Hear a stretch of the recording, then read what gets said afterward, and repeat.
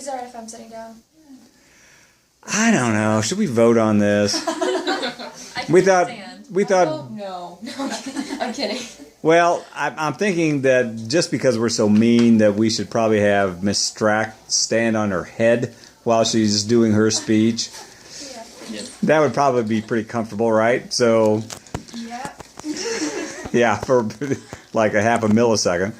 So, I guess if we're not going to do that with her, then we should probably let you deal with things too. And by the way, the foot is improving, hopefully. Yes. Excellent. Yeah, I might be able to start walking in a week and a half. That's good. That sounds like that might even be ahead of schedule. My mom says I'm being overly optimistic, so. Well, better to be that, but not be unwise than the other extreme, probably. If there was a Hall of Fame, sorry, is it alright if I start? No. Who else wants to say something before she starts? Anything relevant, irrelevant, makes no difference. I mean, anything to delay this so she has to be excruciating down there. I want to get this over with. Would you please just let me do it? Or we could torture her a while longer. What do you guys want to do? Decision on bread choice, I would just. Well, I don't like white bread. I just think it's kind of The gross. whiter the bread, the sooner you're dead. That's I need to eat the idea. whitest bread possible. It's too mushy. Alright. If there was a Hall of Fame for classic American foods, peanut butter and jelly sandwiches would be right between Lunchables and Capri Suns. Most people in this room have eaten a peanut butter and jelly sandwich at least once in their life, and if you haven't, then you've seen one, hopefully, probably. Americans don't exactly put hours into making sure their meals are healthy, which makes this simple sandwich a perfect fit.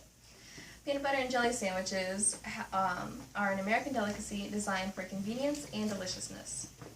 The history of this simple sandwich is a surprisingly eventful one. A woman by the name of Julia Davis Chandler wrote the first recorded PB&J recipe in 1901 in a Boston cooking magazine. The sandwich then started its history of providing a cheap and easily preparable meal, especially during the Great Depression. PB&Js were commonly found in World War II military rations. They were especially convenient because they were high in protein, they were easily transportable, and they were just simple and cheap to make. A little later on, they eventually became a staple in the normal family suburban American diet. Peanut butter and jelly sandwiches have continued to be popular, not only because of their simplicity, but because of the contrasting elements of their flavors as well. You have the savoriness of the peanut butter, and then you have the sweetness of the jelly, and whatever you're using as bread hopefully will complement those two, maybe not. Peanut butter and jelly sandwiches require very few ingredients and very few supplies. The first ingredient, bread, is the basic foundation for every single sandwich.